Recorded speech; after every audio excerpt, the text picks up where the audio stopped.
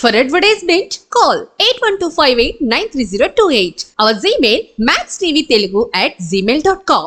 ప్రతి ఒక్కరికి డౌట్ అండి, అసలు మీరు ట్రాన్స్జెండరా లేదా అబ్బాయా? నా ఇన్స్టాగ్రామ్లో కానీ నా యూట్యూబ్లో కానీ ఎక్కడ నా మెయిల్ పిక్ కానీ మెయిల్ పోస్ట్ కానీ ఎక్కడ లేదు. అండ్ నేను జర్నీ చేసే టైంలో ట్రైన్లలో బస్ స్టాప్లలో ఇలాంటి వాటిలో మీరు ఇండస్ట్రీలోకి రావడం వల్ల ఏమైనా స్ట్రగుల్స్ పడ్డారా? స్ట్రగుల్స్ అంటే నేను వచ్చిన కొత్తలో యాక్చువల్లీ బస్ స్టాప్ కానీ వాటిల్లో పడుకోవడం, ఇంకా ఫుడ్ లేని రోజులు కూడా చాలా ఉన్నాయి.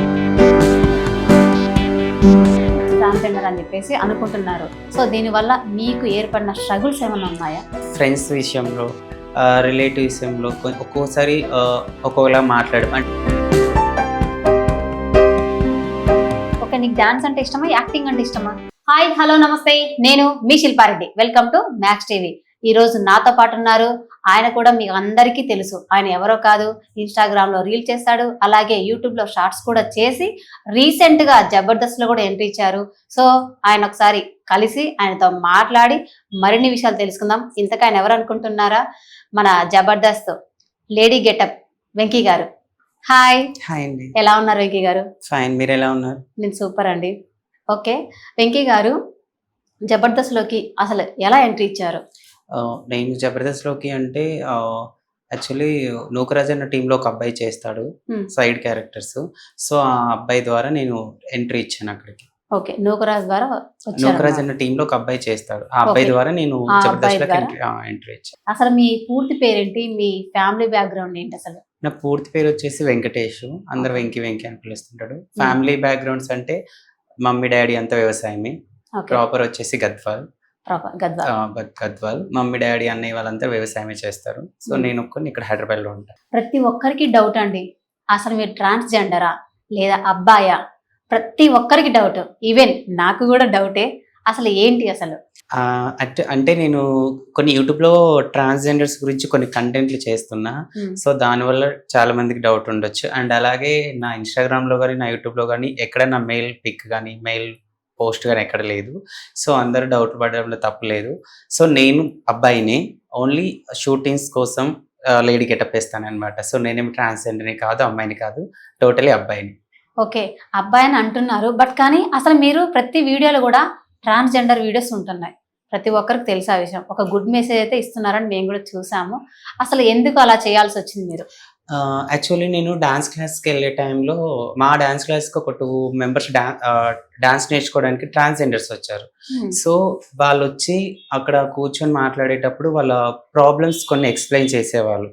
సో నేను అప్పుడు డిసైడ్ అయినమాట, సో నా ద్వారా వీళ్ళకి ఏమైనా హెల్ప్ అవుతుందేమో, కొంచెం వీళ్ళు కూడా మంచి వాళ్ళని చూపించవచ్చేమో, సో ట్రై చేద్దాము అనేసి ట్రై చేసి చూసా. మంచి రెస్పాన్సిబిలిటీ వచ్చింది. సో వాళ్ళు కూడా కొంతమంది వీడియోస్కి కామెంట్స్ పెట్టడం, thank you so much Venky గారు, మా గురించి మంచి వీడియోస్ చేస్తున్నారు, మేము ఉన్నాము సమాజంలో, మాకంటూ వాల్యూ ఇవ్వాలని మాకు మంచిగా చేసి చూపిస్తున్నారు అన్నట్టు వాళ్ళు రిప్లై ఇచ్చేసరికి, అంటే నాకు కూడా ఇంకా తప్పే ముందు చేద్దాము, ఇంకా కొంచెం వాళ్ళ గురించి జనాలు తెలుసుకుంటారు కదా అనేసి నేను ఇలా కంటెంట్లు కంటిన్యూ చేసుకుంటే ఇలా వచ్చేసారు. ఓకే, ఇలా చేయడం వల్ల మరి మీ పేరెంట్స్ అయినా మీ రిలేటివ్స్ అయినా ఎలా రిసీవ్ చేసుకున్నారు?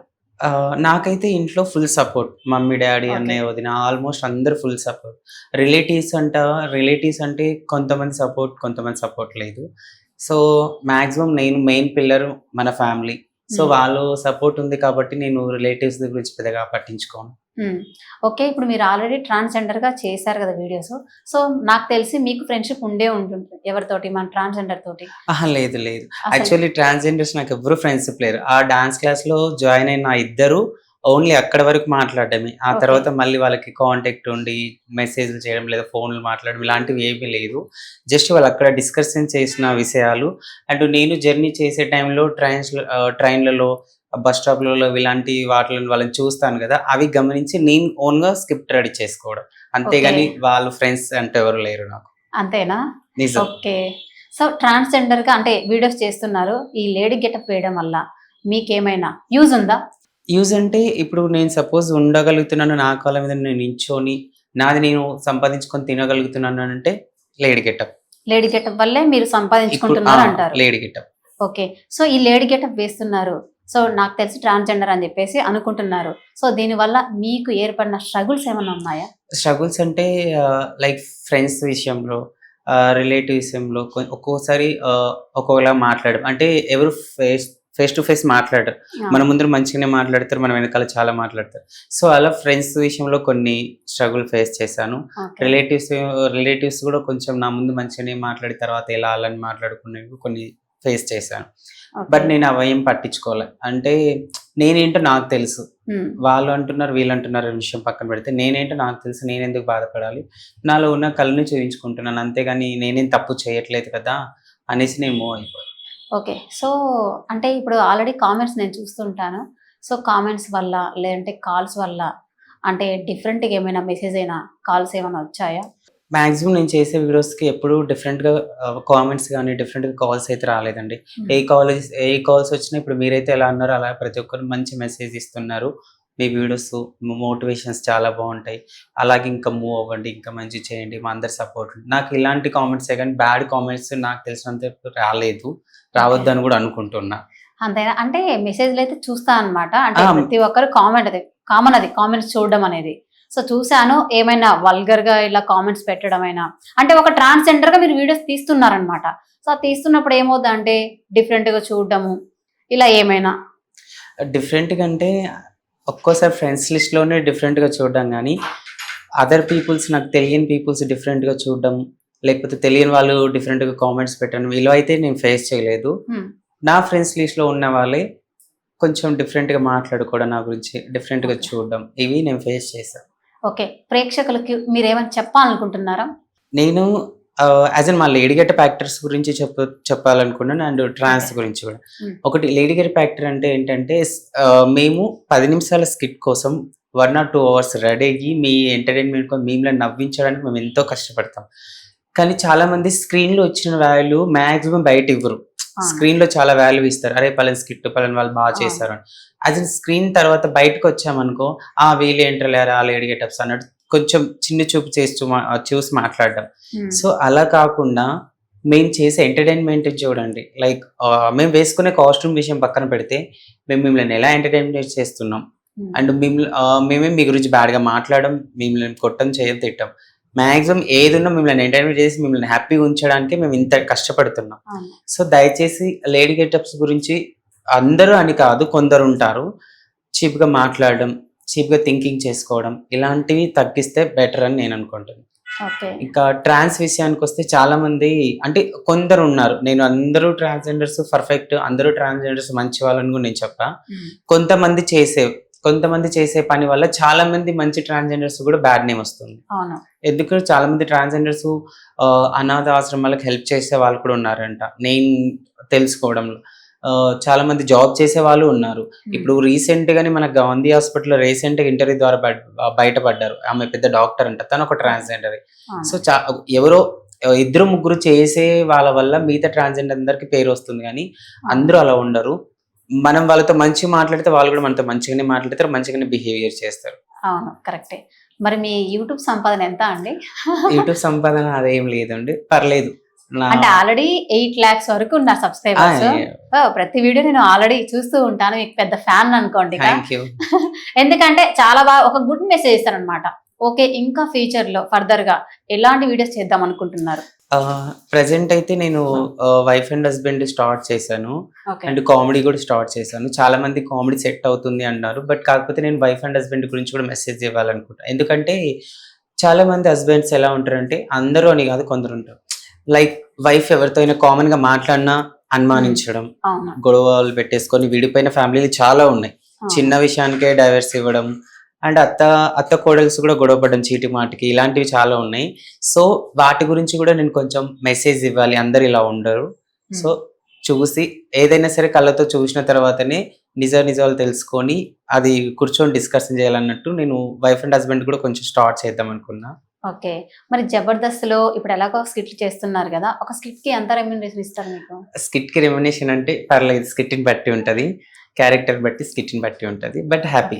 మీరు ఇండస్ట్రీలోకి రావడం వల్ల ఏమైనా స్ట్రగుల్స్ పడ్డారా?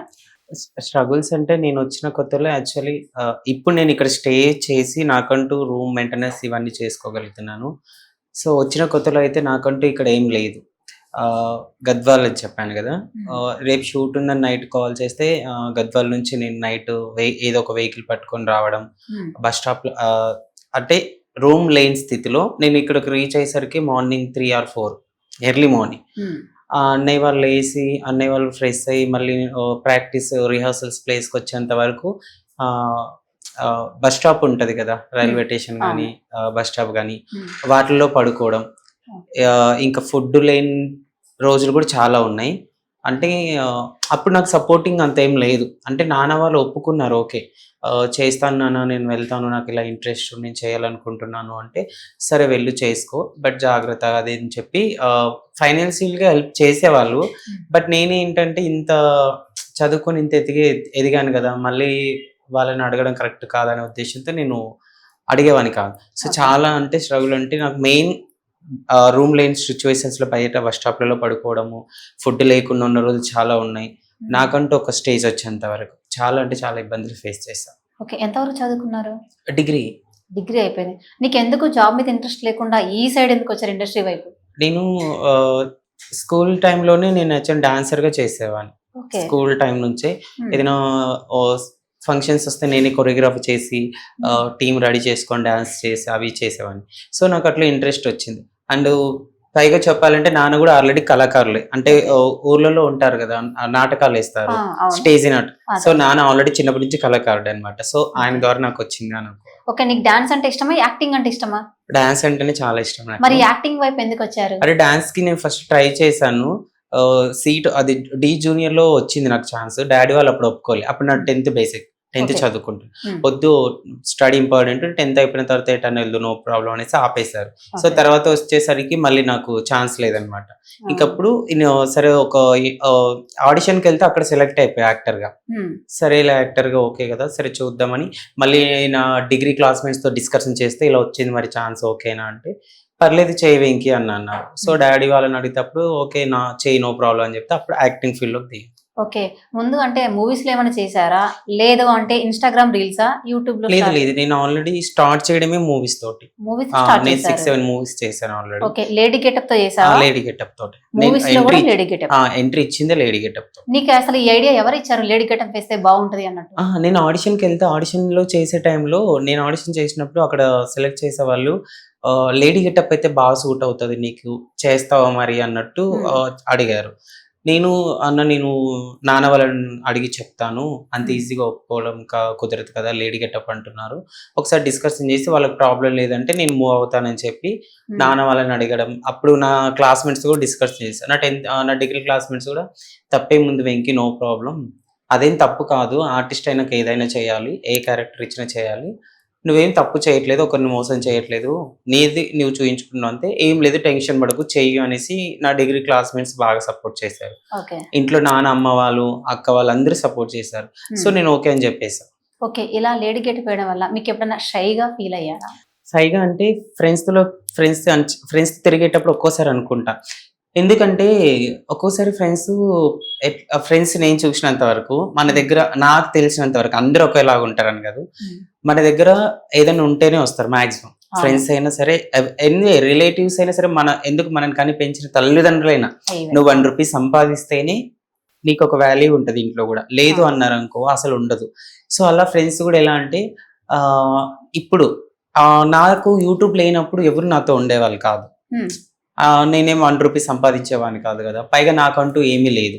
సో ఎప్పుడైతే నేను యూట్యూబ్ స్టార్ట్ చేసి నాకంటూ ఒక ఫేమ్ వస్తుందో ఇప్పుడు అందరూ, అప్పుడు చీతు అన్న వాళ్ళు కూడా ఇప్పుడు దగ్గరకు అవుతున్నారు అనమాట.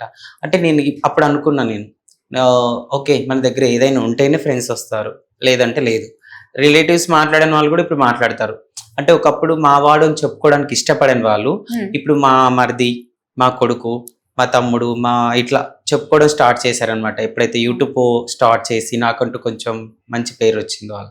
ఓకే, మీకు మూవీస్ లో ఎటువంటి క్యారెక్టర్ చేయాలని ఇష్టం? నాకైతే మూవీస్ లలో యాక్చువల్లీ డబల్ రోల్ చేయాలని చాలా ఇష్టం. అంటే బాయ్ గా ఉండి అండ్ గర్ల్ గా కూడా. సో ఎందుకంటే నేను ఫస్ట్ నార్మల్ గా బాయ్ గా ఒక ఫ్రెండ్ రోల్ అలా చేసి, అంటే నా డ్రీమ్ అది మెయిన్ విలన్స్ ని పట్టుకోవడానికి ఒక ట్రిక్ యూజ్ చేస్తారే, ఆ టైంలో నన్ను పంపించి నాకు అదొక ఆ సీన్ ఎందుకో నాకు పిచ్చి బాగా. ఓకే. సో అలాంటి రోల్ పడాలి అనుకుంటున్నా, చూడాలి. అంటే లేడీ గెటప్లు వేసి వేసి నీకు అలా అయిపోయింది అంటారు. యా. అంటే మ్యారేజ్ అయ్యిందా? ఆహా లేదండి, ఇంకా ఎందుకని?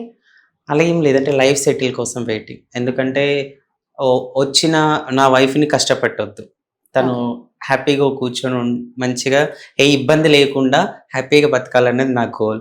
సో అందుకని నేను సెటిల్ అయిన తర్వాత నాకంటూ బ్యాంక్ బ్యాలెన్స్ అండి, ఓకే హ్యాపీగా ఉండగలుగుతాం అన్నప్పుడు మ్యారేజ్ చేస్తాను. ఓకే. ఒకవేళ మ్యారేజ్ ఫిక్స్ అయింది, సో నువ్వు లేడీ గెటప్ వేయద్దు, నాకు అది నచ్చదు అంటే కనుక ఆమె కోసం మీరు స్టాప్ చేస్తారా మీ వైఫ్ కోసం? అలా ఏం లేదు, అలా అనేవాళ్ళు నేను అసలు చూస్ చేసుకోను కూడా. ఎందుకంటే నన్ను అర్థం చేసుకొని నా గెటప్ని యాక్సెప్ట్ చేసి నువ్వు ఎలా ఉన్నావు ఓకే నో ప్రాబ్లం, అది యాక్టింగే కదా, నాకు ఇష్టం అనేసి యాక్సెప్ట్ చేసిన అమ్మాయిని మాత్రమే మ్యారేజ్ చేసుకుంటాను. ఓకే. మేబీ ఒకవేళ నీ లైఫ్లో అలా దొరకకపోతే సింగిల్ గానే మిగులుతావా మరి? చూద్దాం, అది చెప్పలేం కదా, ఉండొచ్చు ఎవరో ఒకరు రాసి పెట్టి ఉండొచ్చు నాకంటే. కరెక్టే, జస్ట్ లాజిక్ గా అడుగుతున్నా నార్మల్ గా. సో చాలా మంది ప్రతి ఒక్కరు ఇదే అనుకుంటారు, నన్ను ఇష్టపడే వాళ్ళు రావాలి అని అనుకుంటారు. సో ప్రతి ఒక్కరికి అలా ఉంటది. సో నాకు స్మాల్ డౌట్ అంతే, ఏం లేదు. ఒకవేళ నీకు నచ్చినట్టు తను ఉండకపోవచ్చు, అప్పుడు ఏం చేస్తావు? నాకు నచ్చినట్టు తనకు ఉండకపోవచ్చు అంటే ఇంకా చెప్పలేం, తనకు తగ్గట్టు నేను మారిపోవాలి. అదే కదా లాజిక్ మరి. సో ఇందాక అడిగిన క్వశ్చన్ అదే. సో కాబట్టి అప్పుడు సింగిల్ గా ఉండిపోతావా, తన కోసం మారిపోతావా?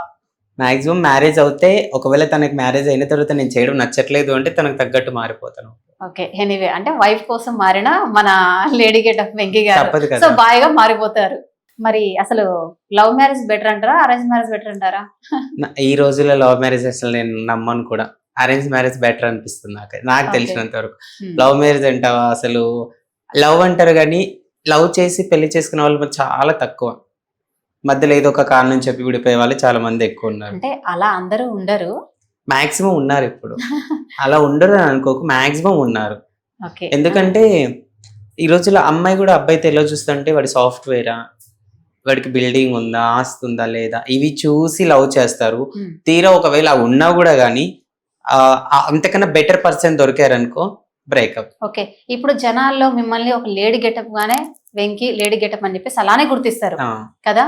ఒకవేళ ఇప్పుడు లేడీగా ఇలా వెళ్తున్నారు, ఏమైనా వల్గర్ ఎవరైనా అలా ట్రీట్ చేశారా మిమ్మల్ని? నాకైతే వల్గర్ గా ఎక్కడ ట్రీట్ చేయలేదండి. యాక్చువల్లీ నేను ఫస్ట్ ఆఫ్ ఆల్ బయటకి అంటే నిజం చెప్పాలంటే మాకంటే మీరే బాగున్నారు తెలుసా.